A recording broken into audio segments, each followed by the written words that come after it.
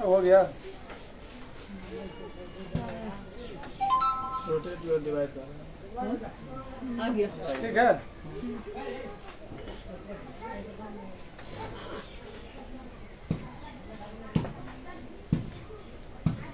अच्छे आ रहे हैं ना।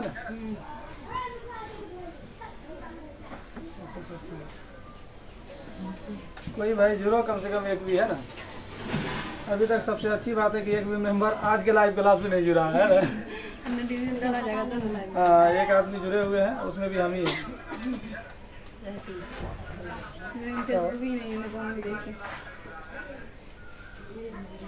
नोटिफिकेशन गया होगा बहुत लोगों को। चलो, इनको ऑनलाइन क्लास नहीं ऑफलाइन क्लास कहा जाएगा, है ना। मेरे ख्याल से 2 व्यक्ति अभी तक में जुड़े हुए हैं। जो भी जुड़ रहे हैं उनको थैंक्स। और आप लोगों की जानकारी के लिए बता दें कि बिना नोटिफिकेशन का, बिना किसी प्रकार की जानकारी का ये क्लास आज स्टार्ट किया गया है ना, दिन में, ताकि दिन के क्वालिटी को देख लिया जाए कि किस तरह का क्लास हो रहा है। ठीक। हाँ, हमारे साथ ऑफलाइन में जुड़े हुए हैं फिलहाल, है ना, अंजलि सिंघानिया, है ना, मौसम राज, पूजा आर्या, इनके अलावा जिया जोशी, पूजा यादव, दीपा यादव और एमडी सिराज। और जो भी भाई बंधु कम से कम लाइव क्लास में जुड़े हुए हैं वो भी कृपया करके कमेंट करके बता देंगे कि आप हैं कौन। ठीक। चलिए, तो आज हम लोगों का जो मुख्य टॉपिक होगा, है ना, आज हम लोगों का जो मुख्य टॉपिक होगा वो क्या होगा। सबसे पहला टॉपिक होगा भारतीय संविधान, इंडियन कॉन्स्टिट्यूशन, है ना। उनके बाद हम लोग दूसरा टॉपिक से जुड़ेंगे, वो होगा इंडियन हिस्ट्री, भारतीय इतिहास। 3 व्यक्ति जुड़े हुए हैं टोटल, लेकिन क्लास हम लोग जारी रखेंगे। उसके बाद अगर कोई व्यक्ति वैध हुए कमेंट्स करता है तो लास्ट में उनका पढ़ के सुना दिया जाएगा। ठीक है। आज कौन बच्चे क्लास में, उनका फेस एक बार जो है फ्रंट कैमरा से दिखला दिया जाएगा। ठीक। कुमार राज जुड़े हैं, वो लिख के भेजते हैं हाय। हाय, बताइए कैसे हैं। कम से कम इस लाइव को शेयर जरूर कर देंगे, है ना। देखता है कि उधर से कम देख रहा है ना। उसको कैसे देखेंगे, मैसेज कर सकते हैं। देखिए। हाँ, हम फर्स्ट जिंदगी में बोला कि कहीं पे आवाज सुन तो नहीं। छोटू कुमार भी जुड़े हैं, छोटू कुमार यादव, है ना, मैट्रिक में यहीं के स्टूडेंट हैं। देखो, ध्यान दो। आज का टॉपिक है इंडियन कॉन्स्टिट्यूशन, यानी कि भारतीय संविधान। क्या? भारतीय संविधान। आप लोग भी बोल सकती हैं, ऐसा नहीं कि नहीं बोल सकते हैं। ठीक। इंडियन कॉन्स्टिट्यूशन यानी कि भारतीय संविधान है। देखिए, ऐसा माना जाता है कि भारत का जो संविधान है दुनिया के कई सारे देशों के संविधान का सम्मिश्रण है। दुनिया में सबसे पहली दफा जो संविधान लागू हुआ था, कहाँ लागू हुआ था बताएं तो आप लोग। दुनिया का पहला लिखित संविधान अमेरिका ने दिया, और शायद अमेरिका को ही दुनिया का पहला गणतंत्र भी घोषित माना जाता है, लेकिन ऐसा नहीं है। देखिए दीपा, कृपया करके बातचीत ना, जो क्लास है क्लास के ऊपर फोकस करें। ठीक है। देखो, तो दुनिया का जो पहला संविधान है वो अमेरिका था। दुनिया का पहला गणतंत्र कौन था? अमेरिका था। पहला डेमोक्रेटिक कंट्री भी आपको अमेरिका ही घोषित हुआ। लेकिन आपके जानकारी के लिए बता दें कि हमारे देश भारत में, ये बिहार राज्य जहाँ के हम लोग वासी है, दुनिया का जो पहला गणतंत्र है वो यही था, जिसका नाम था क्या नाम था? लिच्छवी गणतंत्र। क्या नाम था? लिच्छवी गणतंत्र, जो कि वैशाली जिला में अवस्थित था। लेकिन 1789 ईस्वी का जो क्रांति हुआ था, और 1789 में अमेरिका ने संविधान लागू किया। उनके बाद फ्रांस में जो फ्रांसीसी क्रांति हुई वो भी 1789 में ही हुई। तो देखिए, अंग्रेज यहाँ पर लगभग 31 दिसंबर 1600 ईस्वी को अपना कदम रखे थे यहाँ पर इंडिया में, 31 दिसंबर 1600 ईस्वी को। और उसी समय हमारे देश में जो है ईस्ट इंडिया कंपनी स्थापित हुआ था। सबसे पहले अंग्रेज कहाँ आए थे? तो गुजरात के सूरत में। कहाँ? गुजरात का सूरत एक जगह था, वहाँ पर आए थे। और कहीं न कहीं गुजरात जो है वो व्यापारिक केंद्र का एक बड़ा स्थान है। और निश्चित तौर पर जो अंग्रेजों का आगमन हुआ था सबसे पहले गुजरात से हुआ था। कहाँ हुआ था? गुजरात से। उधर ध्यान देना बंद करिए आप लोग, जो क्लास है उनको फोकस करें, वो होते रहेगा, उनको हम लोग कर देंगे फिर। ठीक है। तो गुजरात से हुआ था।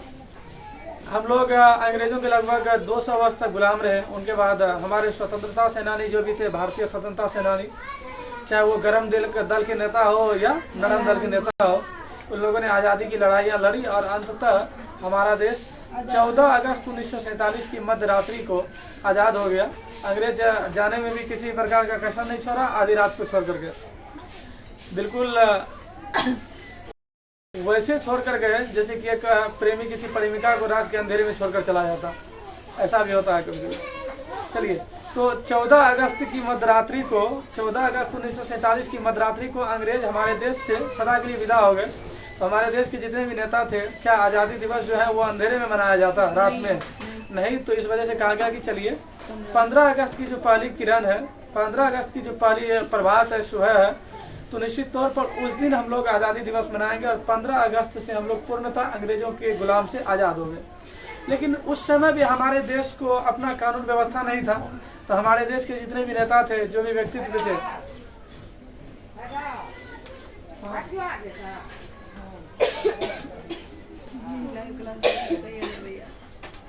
कोई दिक्कत नहीं चाहिए, बोलते रहे चना नहीं बोलते हमारा करवड़े ना दे वो मतलब वेट कर रहा है। 5 मिनट में व्यक्ति बोल के जाता था, हां बोल देता था 5 मिनट पानी पी रहा हूं। ना ना थोड़ा नहीं कर विद्यार्थियों सब लगा दे यही वाला है। तो कोई प्रॉब्लम नहीं है, तो कुछ बात रहे तो 5 बात की मतलब कहीं 15 मिनट सिर्फ बोल देकर देखिए। तो 15 अगस्त 1947 को हमारा देश आज़ाद हुआ और वहां से हमारे देश को व्यवस्थित करने के लिए, है ना, हमारे देश में अपना एक संविधान होना जरूरी था, अपना एक कानून होना जरूरी था। तो तमाम देश के जितने भी नेता थे उन लोगों ने सोचा कि आखिरकार किस तरीके से जो है वो संविधान का गठन किया जाए ताकि हमारे देश में हमारी शासन व्यवस्था। तो आप लोगों को पता होगा कि आज़ादी से कुछ दिन पहले ही, है ना, आज़ादी से कुछ दिन पहले ही, कहाँ ध्यान है, फोकस, है ना, ध्यान दो। तो आज़ादी से कुछ दिन पहले अर्थात 9 दिसंबर 1946 को, कब? 9 दिसंबर 1946 को भारत में संविधान सभा का गठन किया गया था। या यूं कहा जाए कि भारत में संविधान सभा की जो पहली बैठक बुलाई गई थी उनकी तिथि क्या थी? 9 दिसंबर 1946। कितनी थी? है ना, भारत में संविधान सभा की जो पहली तिथि थी वो थी 9 दिसंबर 1946 ईस्वी। और उस समय एक संविधान सभा का गठन किया गया, तमाम लोगों को बैठाया गया कि आखिरकार जो अंग्रेजों की शासन व्यवस्था है, निश्चित तौर पर उनमें बहुत सारे कानून ऐसे थे जो हम लोगों के खिलाफ थे, बहुत सारे कानून ऐसे थे जो जनता और जितने भी नागरिक हैं हमारे देश के, उन सबका शोषण करने वाले थे। तो अंग्रेजों की जो भी लगाए गए कानून थी, निश्चित तौर पर उनको रफा दफा करके हमारे देश को अपना संविधान बनाने की जरूरत थी।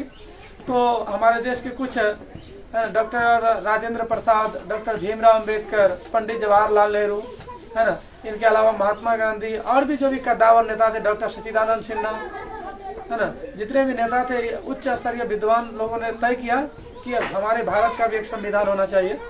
तो इंडियन कॉन्स्टिट्यूशन का निर्माण हुआ। लेकिन उस पर हम लोग चर्चा करने से पहले यह जानने का प्रयास करेंगे आखिरकार संविधान है क्या। संविधान, जिसको अंग्रेजी में हम लोग कॉन्स्टिट्यूशन कहते हैं, क्या कहते हैं? कॉन्स्टिट्यूशन कहते हैं, संविधान है। तो सवाल ये उठता है कि संविधान क्या है? बता सकते हैं संविधान क्या है? क्या होगा डेफिनेशन उसका? किसी भी देश को चलाने के लिए एक मूलभूत नियम और नियम की आवश्यकता होती है जिसका पालन उस देश में रह रहे नागरिक और सरकार दोनों को ही करना। देखिए, जनरली तौर पर एक कोचिंग संस्था, अभी मान लो कि हम ही लोग कोचिंग संस्था चला रहे हैं, ठीक है, कोई एक सरकारी विद्यालय हो, चाहे वो प्राथमिक हो, कि मिडिल स्तरीय हो, कि हाई हो, कॉलेज हो, यूनिवर्सिटी हो, कोई भी कोई एक विद्यालय हो, तो जनरली तौर पर आप देखें कि चाहे वो प्राइवेट संस्थान हो, प्राइवेट स्कूल हो या गवर्नमेंट स्कूल हो, वहाँ पर एक स्कूल को चलाने के लिए ढेर सारे बुनियादी नियम होते हैं। क्या क्या नियम होते हैं स्कूल को चलाने के लिए? पहला चीज तो ये कि कोई भी विद्यालय है तो वो एक प्रधान के अंदर में होगा, अर्थात वहाँ पे एक प्रधानाध्यापक होंगे, है ना, हेडमास्टर होंगे, जो हाई लेवल पे जाने के बाद प्रिंसिपल कहलाते हैं, ठीक है। दूसरा चीज है कि उसके अंडर में काम करने वाले बहुत सारे टीचर होते हैं जो अलग अलग विषयों पर महारत रखते हैं और अलग अलग विषय को से संबंध रखते हैं। विद्यालय आने का समय 9 बजे होता है और विद्यालय से रिटर्न जाने का समय 4 बजे होता है ना। और सप्ताह में एक दिन सरकारी छुट्टी रहेगी। बच्चों को कौन सा क्लास किस समय देना है, कौन से दिन में किसकी क्लास होगी, परीक्षा कब होना है, इनके अलावा विद्यालय साफ सफाई का क्या नियम है, मिड डे मील सिस्टम कैसे चलेगा, उनका भी एक खाना पीना का जो है रूटीन बना हुआ रहता है, तालिका बना रहता है। तो निश्चित तौर पर एक छोटे से विद्यालय को चलाने के लिए जब इतने सारे बुनियादी नियम की जरूरत है, तो फिर इतने बड़े विशाल देश को चलाने के लिए तो बहुत सारे बुनियादी नियम की जरूरत पड़ेगी। तो अब आप यहाँ से लिख सकते हैं कि एक देश को चलाने के लिए जिन मूलभूत और बुनियादी नियमों की आवश्यकता पड़ती है, एक देश को चलाने के लिए जिन मूलभूत और बुनियादी नियमों की आवश्यकता पड़ती है उसे हम लोग उन्हें हम लोग कॉन्स्टिट्यूशन यानी कि संविधान कहते हैं। क्या कहते हैं? संविधान कहते हैं। तो हमारे देश को सही ढंग से चलाने के लिए मूलभूत नियमों की जरूरत थी, काफी सारे कानून बनाए जाने थे, काफी बुनियादी नियम की आवश्यकता थी। तो उस परिस्थिति में हमारे देश के जितने भी कद्दावर नेता थे, जितने भी पढ़े लिखे व्यक्तित्व थे, है ना, तमाम लोगों ने सोचा कि हमारे देश का एक अपना अलग संविधान होना चाहिए जिसके अनुसार यहाँ की जो शासन व्यवस्था है वो चले। और इसमें इस संविधान के तहत ये प्रावधान होना चाहिए कि तमाम लोग बराबर हो, सभी को इस नियम कानून का पालन करना पड़ेगा। देखिए, तो संविधान कानून की एक किताब है, संविधान कानून की एक किताब है, या यूं कहे कि संविधान बुनियादी नियमों और कानूनों की एक किताब है जिनका पालन वहां रह रहे नागरिक और सरकार दोनों को करना पड़ता है। अब बताएंगे क्या संविधान केवल नागरिक के लिए है? जो शासक है, जो हमारे ऊपर शासन कर रहा है ना, उनके ऊपर भी वो संविधान लागू होता है। अगर वो भी गलत करते हैं तो निश्चित तौर पर उनको भी उनका अंजाम भुगतना पड़ेगा और उस नियम के तहत, उस कानून कायदे के तहत उनको भी सजा भुगतनी पड़ेगी। तो हम लोगों को संविधान की आवश्यकता पड़ी। 9 दिसंबर 1946 को संविधान सभा की पहली बैठक बुलाई गई और संविधान सभा में कुल मिलाकर के 299 सदस्य थे। संविधान सभा में कुल कितने सदस्य थे? 299 सदस्य थे। संविधान सभा में कुल कितने सदस्य थे? 299 सदस्य थे। संविधान सभा की पहली बैठक कब बुलाई गई थी? 9 दिसंबर 1946। कब? 9 दिसंबर 1946। उनके अलावा बताइए कि संविधान सभा के अस्थायी अध्यक्ष कौन थे? संविधान सभा के अस्थायी अध्यक्ष थे डॉक्टर राजेंद्र प्रसाद, है ना। संविधान सभा के अस्थायी अध्यक्ष कौन थे? डॉक्टर राजेंद्र प्रसाद, जिनका संबंध इसी बिहार की धरती से, है ना। सिवान के जीरादेई नामक जगह पर इसका जन्म हुआ था। डॉक्टर राजेंद्र प्रसाद जो देश के प्रथम राष्ट्रपति बने, डॉक्टर राजेंद्र प्रसाद देश के प्रथम राष्ट्रपति थे, फर्स्ट प्रेसिडेंट ऑफ इंडिया माने थे भी। और देश के प्रथम राष्ट्रपति होने के नाते संविधान सभा में वो संविधान सभा के अस्थायी अध्यक्ष थे। क्या थे? अस्थायी अध्यक्ष। इनके अलावा संविधान सभा के अस्थायी अध्यक्ष कौन थे? तो सच्चिदानंद सिन्हा। कौन थे? संविधान सभा के अस्थायी अध्यक्ष कौन थे? सच्चिदानंद सिन्हा। बताइए, संविधान सभा के प्रारूप कमेटी के अध्यक्ष कौन थे? डॉक्टर भीमराव अम्बेडकर। कौन थे? वो प्रारूप मतलब उसका जो डाटा तैयार होना था, खाका तैयार होना था, उनका जो अध्यक्ष था वो कौन था? डॉक्टर भीमराव अम्बेडकर। इसको आप बाबा साहेब भीमराव अम्बेडकर के नाम से जानते हैं, है ना। डॉक्टर भीमराव अम्बेडकर को बाबा साहेब भीमराव अम्बेडकर के नाम से जानते हैं। और डॉक्टर भीमराव अम्बेडकर को भारतीय संविधान का जनक भी माना जाता है, भारतीय संविधान का निर्माता कहकर के हम लोग संबोधित करते हैं। किसको? डॉक्टर भीमराव अम्बेडकर को। किसको करते हैं? डॉक्टर भीमराव अम्बेडकर को भारतीय संविधान का हम लोग निर्माता कहकर के संबोधित करते हैं। ठीक है। तो अब सवाल उठता है, 9 दिसंबर 1946 को प्रारूप संविधान सभा का गठन हुआ। उनके बाद उसमें लगभग 299 सदस्य थे, सक्रिय सदस्य थे। संविधान सभा के अध्यक्ष डॉक्टर राजेंद्र प्रसाद को बनाया गया। संविधान सभा का अस्थायी अध्यक्ष बने सच्चिदानंद सिन्हा। संविधान सभा की प्रारूप समिति के अध्यक्ष बने डॉक्टर भीमराव अम्बेडकर। और संविधान जो बन रहा था वो पंडित नेहरू, महात्मा गांधी, मौलाना अबुल कलाम आजाद सरीके जैसे विद्वान की देखरेख में तैयार हो रहे थे, क्योंकि 299 सदस्य थे, सबका नाम लेना संभव नहीं। अब आपका जो संविधान सभा का बैठक हुआ 9 दिसंबर 1946 को, आखिरकार यह संविधान बनकर कब तैयार हुआ? 26 नवंबर 1949। कब? है ना। भारत का संविधान कब बनकर तैयार हुआ था? 26 नवंबर 1949। कब? 26 नवंबर 1949। देखिए, भारतीय संविधान का जो आत्मा कहा जाता है वो प्रस्तावना को कहा जाता है। भारतीय संविधान का आत्मा किसको माना गया? प्रस्तावना को माना गया। भारतीय संविधान का आत्मा प्रस्तावना, वही प्रस्तावना हम भारत के लोग, भारत को एक संपूर्ण प्रभुत्व, है ना, संपन्न समाजवादी गणतंत्र बनाने के लिए, जो भी हो, इस तरीके से धर्मनिरपेक्ष बनाने के लिए, है ना। तो ये जो आपको भारत का प्रस्तावना है, उसी में आप लास्ट में देखेंगे लिखा जाता है मिति मार्गशीर्ष शुक्ल 26 नवंबर 1949 इति मार्गशीर्ष, इस तरह से करके दर्शाया रहा था। अर्थात 26 नवंबर 1949 को प्रस्तावना सहित भारत का संविधान बनकर के तैयार हो चुका। लेकिन अब सवाल उठती है कि आखिरकार जब 26 नवंबर 1949 को भारत का संविधान बनकर तैयार हो गया, तो फिर 26 जनवरी 1950 को इसको क्यों लागू किया गया, है ना। जब उसमें बनकर तैयार हो गया था तो एक दो दिनों के अंदर उनको तैयार किया जा सकता है, मतलब लागू किया जा सकता था। इसके पीछे दो ऐतिहासिक तथ्य है ना। भारत का संविधान 26 नवंबर 1949 को जब बनकर तैयार हो गया, तो आखिरकार इसको 26 जनवरी 1950 को क्यों मतलब लागू किया गया, इसके पीछे ऐतिहासिक तथ्य अगर माने तो कितने हैं? दो। पहला ऐतिहासिक तथ्य ये है कि संविधान का कुछ हिस्सा उस समय भी शेष था। संविधान का जो कुछ हिस्सा था वो उस समय भी शेष था, एक। और दूसरी बात ये थी कि संविधान का कुछ हिस्सा उस समय शेष था। दूसरी बात ये थी कि 26 जनवरी 1930 को पंडित जवाहरलाल नेहरू ने लाहौर में रावी नदी के किनारे 26 जनवरी 1930 को पंडित जवाहरलाल नेहरू जो कि देश के प्रथम प्रधानमंत्री बने, वो जो है 26 जनवरी 1930 को लाहौर में रावी नदी के किनारे जो है पूर्ण स्वाधीनता की मांग की थी। और उसी समय पूरे देश में उस दिन जो है ना आजादी दिवस मनाया गया था, स्वतंत्रता दिवस मनाया गया था।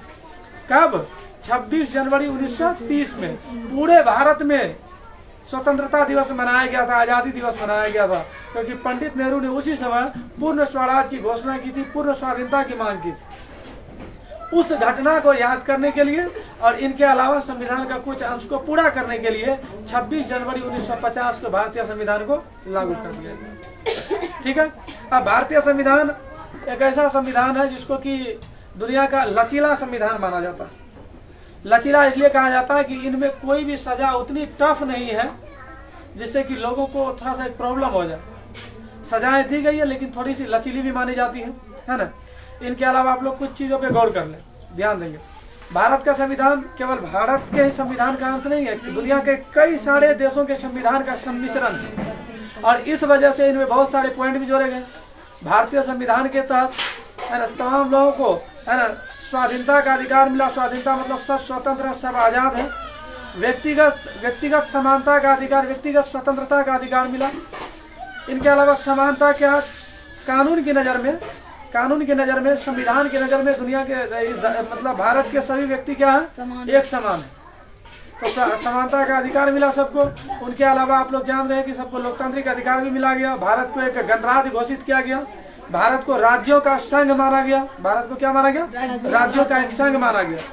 इनके अलावा जो कुछ बातें हैं उभर कर सामने आती है, वो हम कुछ पॉइंट आप लोगों को बताएंगे। देखिए, भारत का संविधान में धर्मनिरपेक्ष शब्द भी बाद में जोड़ा गया है ना। भारत के संविधान में धर्मनिरपेक्ष शब्द जोड़ा गया। धर्मनिरपेक्ष मतलब होता है किसी भी धर्म के पक्ष में राज्य का अस्तित्व नहीं होगा, राष्ट्र का अस्तित्व नहीं होगा। अर्थात भारत किसी भी धर्म के आधार पर, भारत का संविधान किसी को भी धर्म के आधार पर किसी प्रकार की भेदभाव की मनाही करता है। ये था आपको धर्मनिरपेक्ष। ठीक है। भारत में 8 धर्मों के लोग निवास करते हैं। हिंदू, मुस्लिम, सिख, ईसाई, जैन, पारसी, बौद्ध, इतिशी, ये तमाम धर्म के लोग भारत में निवास करते हैं, है ना, करते हैं ना। इन तमाम लोगों को अपना अपना धर्म मानने की आजादी है, अपने अपने धर्म को प्रचारित करने की आजादी है। आप प्रचार भी कर सकते हैं अपने धर्म का। तो कहीं ना कहीं हमारे देश का जो संविधान है दुनिया का विशाल संविधान कहलाता है। भारत दुनिया का सबसे बड़ा लोकतंत्र भी कहलाता है। और भारत पहले है ना, अगर आप इन सिविलाइजेशन एंड कल्चर की बात करें, सभ्यता और संस्कृति की बात करें, तो भारत को जगत गुरु भी कहा जाता था, है ना। पूरे दुनिया को संविधान, पूरे दुनिया को जो है वो कल्चर कैसा होना चाहिए, सिविलाइजेशन कैसा होना चाहिए, उनके लिए भारत को नंबर 1 रखा जाता था। लेकिन ये अलग सी बात है कि कुछ शहर की वजह से भारत की जो सभ्यता संस्कृति है वो भी नीलाम हो रही है। तो ये आपको भारतीय संविधान। अब इनमें कुछ पॉइंट करना, नोटेड पॉइंट का जो है वो क्या है, ध्यान देखिए। पहला, भारतीय संविधान में कुल कितने धाराएं बने? तो 22 भाग थे। भारत का जो संविधान है उसका 22 हिस्सा था, 22 भाग, और 395 धाराओं का निर्माण किया गया।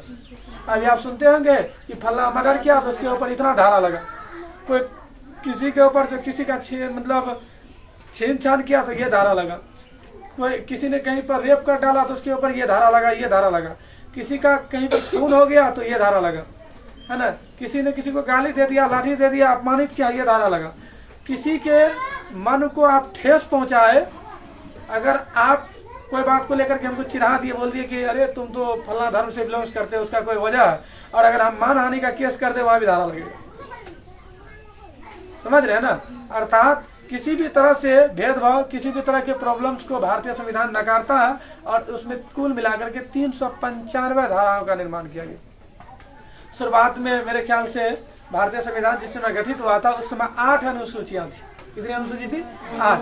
बाद में शायद 12 अनुसूची उसमें तैयार हुई। कितनी अनुसूची? तो 12। तो भारतीय संविधान के 12 अनुसूची, कितनी अनुसूची? 12 अनुसूची, 22 भाग और कितने धारा है? 395 धारा है। याद रहेगा ना सबको? है ना? भारतीय पहला कुछ ये सब समझ में आ रहा है बात क्या क्या बोल रहे हैं? तो भारतीय संविधान की कितनी अनुसूचियां थी? आरंभिक अवस्था में 8 थी, जिस समय संभवतः संविधान सभा का निर्माण किया गया था, संविधान का गठन किया गया था। उसके बाद 12 अनुसूचियां, तो वर्तमान में 12 अनुसूचियां, कितने भाग? 22 भाग और कितने धाराएं मौजूद है? 395 धाराएं मौजूद है। कितनी धाराएं मौजूद है? 395 धाराएं मौजूद है। तो संविधान का कुछ अंश यहाँ पर है। देखिए, इस पोस्टर के माध्यम से भारतीय संविधान को समझाया जा सकता है ना? देखो, इसमें बहुत कुछ दिया हुआ है। कुल मिलाकर के 12 अनुसूची शामिल है। यहाँ पे ये भी कर दिया गया है। इसको आप पढ़ेंगे तो निश्चित तौर पे आपको काफी बेहतर नॉलेज भी होगा, है ना? देखिए, इसमें जो संक्षिप्त जानकारियां दी गई है उनमें कुछ बातें हम आप लोगों के सामने रखते हैं। देखिए,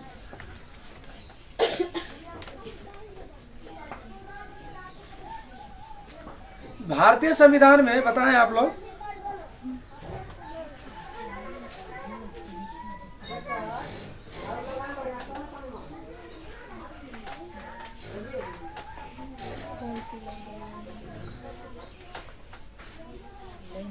बताओ तो भारतीय संविधान में कुल कितने मूल अधिकार हैं?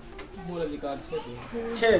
भारतीय संविधान में कुल 6 मूल अधिकार बताएं। वो आपका अधिकार आप लड़ करके ले सकते हैं। किसी के बाप में वो हिम्मत नहीं कि वो अधिकार आपसे छीन सकता है। पहला अधिकार है आपको समता का अधिकार। क्या? समता। यानी कि धर्म हो, मूल वंश हो, जाति हो, जन्म स्थान के आधार पर विभेद का प्रतिरोध है। जन्म के आधार पर आपसे कोई विभेद नहीं कर सकता। धर्म के आधार पर, जाति के आधार पर, आपके स्थान के बेसिस पर आपसे कोई अगर भेदभाव करता है तो इस अधिकार के तहत आप उस पर केस ठोक सकते हैं, है ना? दूसरी बातें हैं, उपाधियों का अंत भी है, लोक नियोजन के अवसर। उसके अलावा दूसरा स्वतंत्रता का अधिकार। आपको बोलने की आजादी है, लेकिन आप सही बोले, है ना? व्यक्तिगत स्वतंत्रता का अधिकार आपको मिला हुआ, बोलने की व्यक्ति है ना? आप स्वतंत्र रह सकते हैं, आपको कोई कैद नहीं कर सकता अगर आप गलत नहीं है तो, है ना? शिक्षा का अधिकार दिया गया, ये भी स्वतंत्रता के अधिकार में ही आता है। उनके अलावा अपना प्राण का रक्षा करने के लिए, अपने जान की रक्षा करने का भी आपके पास अधिकार प्राप्त है। तो ये पहला हुआ समता का अधिकार, दूसरा स्वतंत्रता का अधिकार, तीसरा शोषण के विरुद्ध अधिकार। आपका कोई शोषण कर रहा है, आपका कोई शोषण कर रहा है। शोषण करने का मतलब ये है कि आपको दबा रहा है, आप छोटे हैं, इस वजह से आपके ऊपर लोग मतलब बार बार जो है आपको हड़प रहा है ना? आप कहीं गए, आपका गलत कोई फायदा उठा रहा है, तो निश्चित तौर पर वहाँ पर शोषण के विरुद्ध अधिकार के तहत आप उस पर कानूनी कार्रवाई करवा सकते हैं। भ्रूण हत्या भी इसी में आएगा। हाँ, ये भी आएगा। उनके अलावा धर्म की स्वतंत्रता का अधिकार। आपको कोई भी धर्म मानने की आजादी है। यहाँ पर धर्म को लेकर किसी प्रकार की टिप्पणियां नहीं की जा सकती। आप कई बार देखते होंगे कि ये मेरा धर्म है और हमको मानने की पूरी आजादी है और हम क्या है नहीं है वो हम जानेंगे। कोई भी आदमी इस पर टीका टिप्पणी न करे। इस तरह का कमेंट करते हुए आप पढ़ते होंगे। चाहे हम इस्लाम धर्म से बिलोंग्स करते हो, कोई सनातन धर्म से बिलोंग्स, सनातन अर्थात हिंदू धर्म से बिलोंग्स करता हो, कोई सिख धर्म से बिलोंग्स करते हो, कोई ईसाई हो, कोई पारसी हो, कोई जैन हो, कोई बौद्ध हो, इससे कोई मतलब नहीं है। तमाम लोगों को धार्मिक स्वतंत्रता का अधिकार है। वो अपने धर्म को प्रचारित भी कर सकता है, धर्म से धार्मिक पुस्तकों को पढ़ा भी सकता है, लेकिन शर्त है कि वो शिक्षाएं गलत नहीं होनी चाहिए, संस्था में राष्ट्र विरोधी नहीं होनी चाहिए। संस्था में भी चल सकता है, लेकिन वहाँ जो भी क्लास हो, जो भी पढ़ाई हो, वो राष्ट्र विरोधी नहीं बच्चा को बैठा के नहीं दे सकते। हाँ, जबरदस्ती नहीं कर सकते किसी से। उनके अलावा संस्कृति और शिक्षा संबंधी अधिकार। आपको पहनने, है ना, कोई भी वस्त्र पहनने और इनके अलावा किस तरीके से आपको रहना है, यह बिल्कुल इस बात को लेकर के फ्री है। एक बीच में कर्नाटका में हिजाब रोक, हिजाब कानून पे बार बार बहस हो रहा था। लड़कियां कहती थी कि हम क्या पहनेंगे, कोई दूसरा कानून डिसाइड नहीं करेगा और वो हम जानेंगे कि हमको क्या पहनना। और ये होना भी चाहिए कि लड़कियां हैं, उनको क्या पहनना ये भी हम ही डिसाइड करेंगे। तो लड़की सब का बहुत सारा डिसाइड हम लोग करते हैं। यहाँ नहीं जाना है तुमको, वहाँ नहीं जाना है तुमको, इस तरह के कपड़े नहीं पहनने, उस तरह के कपड़े नहीं पहनने, है ना। इनके अलावा और भी कुछ चीजें डिसाइड होती है। तुम्हारा शादी यहाँ होगा, यहाँ नहीं हो सकता, तुम उसके दरवाजे पे नहीं जाओगे, तुम उसके दरवाजे पे जाओगे। ये सब सारा कुछ तो हम लोग डिसाइड करते ही करते हैं, ठीक है। तो अब जाकर के आप ये डिसाइड करना कि वो क्या पहनेंगी क्या नहीं पहनेंगी। खास करके जब पर्दा की बात हो, अगर एक होता है कि लोग ज्यादा ओपनली रहने का प्रयास कर रहा है तो दिक्कत है। लेकिन अगर कोई कारण है कि नहीं हम पर्दे में रहेंगे ताकि लोगों की गलत निगाहें हमारे ऊपर नहीं पड़े, तो निश्चित तौर पर उनको वो अधिकार मिलने चाहिए। बाकी कानून के नज़र में जो कुछ भी हो वो तो कानून है। तो संस्कृति और शिक्षा संबंधी अधिकार, इनके अलावा कुछ संवैधानिक उपचारों का अधिकार। अगर आप बीमार हैं और आपके पास कुछ है तो सरकारी अस्पताल है ना, और वहाँ जाकर के आप सेवा ले सकते हैं। अगर वो नहीं करता है तो उनके ऊपर कानूनी कार्रवाई भी की जा सकती है। तो यह है भारत के कुछ मूल अधिकार। क्या है भारत के मूल अधिकार? और हम देख रहे हैं कि यहाँ पर दरअसल कुमार राज हाय लिख करके भेजे थे, छोटू कुमार भी जुड़े थे और कुमार राज लिख करके भेजे थे keep up the good work. Raju माहिया सर भी जुड़े हुए हैं। सर अभी भी लाइव चल रहा है? हाँ सर, थोड़ा सा है क्या कि कुछ बच्चे दरअसल जनरल कंपटीशन की तैयारी कर रहे हैं, तो उन लोगों को आज भारतीय संविधान के बारे में बताया जा रहा है ना। राजू सर लिख करके भेज रहे हैं very very nice sir, thank you.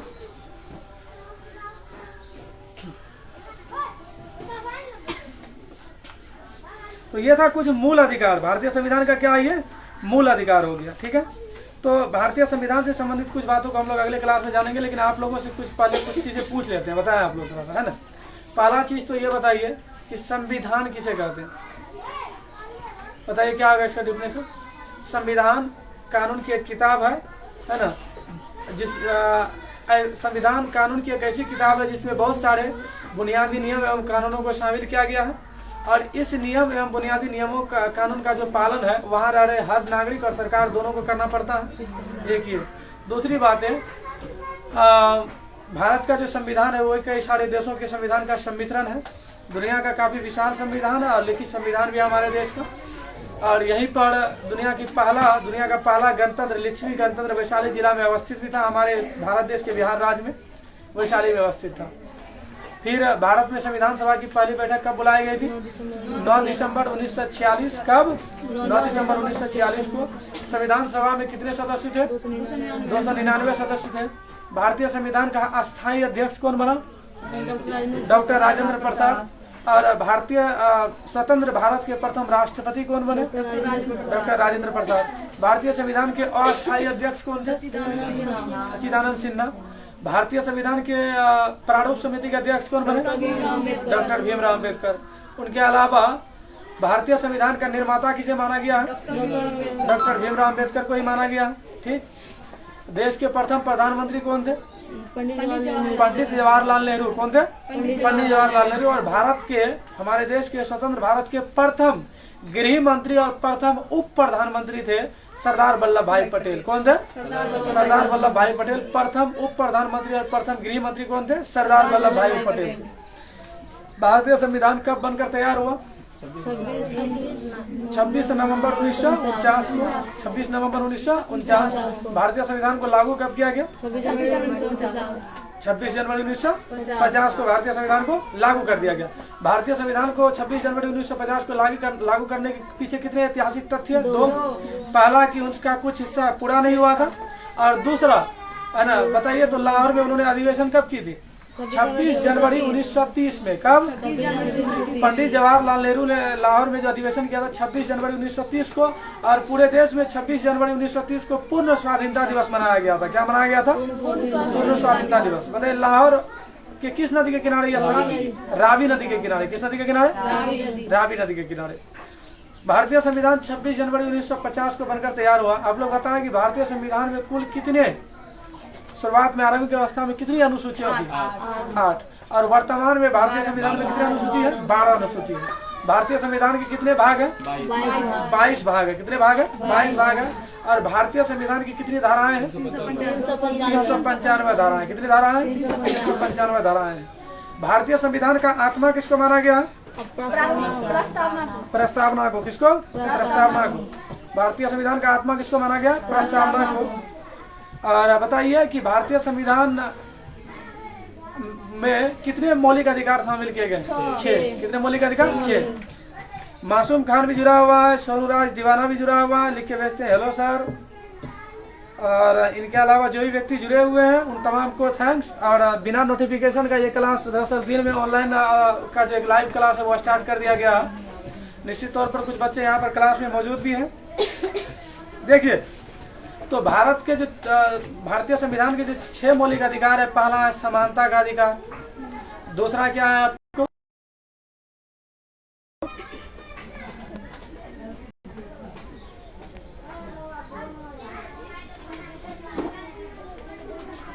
Over eating का आ रहा था मैसेज। मनखुश कुमार जुड़े हुए हैं, इनके अलावा अजीत यादव भी जुड़े हुए हैं, तमाम लोग को थैंक्स। तो अच्छा, संविधान से संबंधित जो भी जानकारी दी गई कम से कम ख्याल रहेगा तो तमाम लोगों को, है ना। और संविधान को हम लोग अंग्रेजी में क्या कहा लेते हैं, कॉन्स्टिट्यूशन। क्या कहते हैं, कॉन्स्टिट्यूशन। और संविधान को बताइए उर्दू में क्या कहा जाता है, आइन, है ना। हिंदुस्तानी आइन, भारतीय संविधान आइन माना जाता है ना, उर्दू में कहते हैं, अंग्रेजी में इंडियन कॉन्स्टिट्यूशन हम लोग कहते हैं। ये सब सारा चीज तमाम लोग जो भी जुड़े हुए हैं, जानकारियाँ कैसी लग रही है कृपया करके कमेंट्स करके जरूर बताएंगे। अब कुछ पॉइंट्स आप लोगों को नोट करवा दिया जाएगा ना, या इन पर आप लोग लिख करके लाएंगे खुद से, भारतीय संविधान के ऊपर जो भी जानकारियाँ हैं आप लोग भारतीय संविधान के ऊपर लिख करके लाएंगे, ठीक है। कुछ चीजें नोट भी करेंगे अभी, लेकिन हाँ अगर मेरे ख्याल से इस तरह से अगर बता दिया जाता है तो आप लोग को याद भी हो जाएगा क्लास में, या नोट करवा दिया जाए, ठीक। कुछ अभी भी वर्तमान में नोट करवा दिया जाए, नहीं। कुछ भी तो आप बुक है तो पढ़ लीजिए, ठीक। तो आप लोगों के लिए एक वर्क रहेगा कि भारतीय संविधान कब से कब तक क्या हुआ नहीं हुआ, उनमें कौन कितने सदस्य थे, कौन अध्यक्ष था कौन नहीं था, आप लोग इनका एक नोट बना करके लाएंगे, ठीक है। आज की कहानी यहीं तक, मिलते हैं हम लोग अगले एपिसोड में, तब तक के लिए बाय बाय। क्लास कैसा लगा कृपया करके सभी व्यक्ति कमेंट्स करके जरूर बताएंगे। 1 मिनट रुको।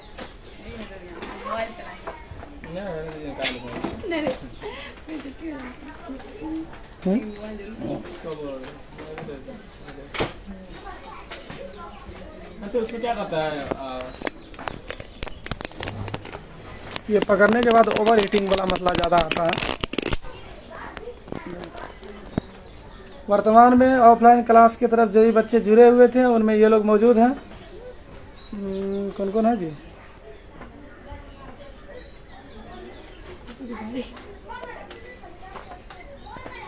ये देखिए यहाँ पर ऑफलाइन क्लास में मौजूद है, आप हैं, कौन कौन है ऑफलाइन क्लास में, कौन कौन है जी,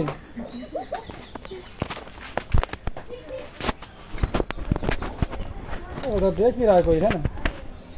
अंजलि कुमारी, उनके अलावा मौसम कुमारी, फिर जिया जोशी, पूजा, कौन है जी, पूजा कुमारी, और लाइव क्लास में जुड़ी हुई है यहाँ पर दीपा यादव, फिर पूजा कुमारी और MD सिराज,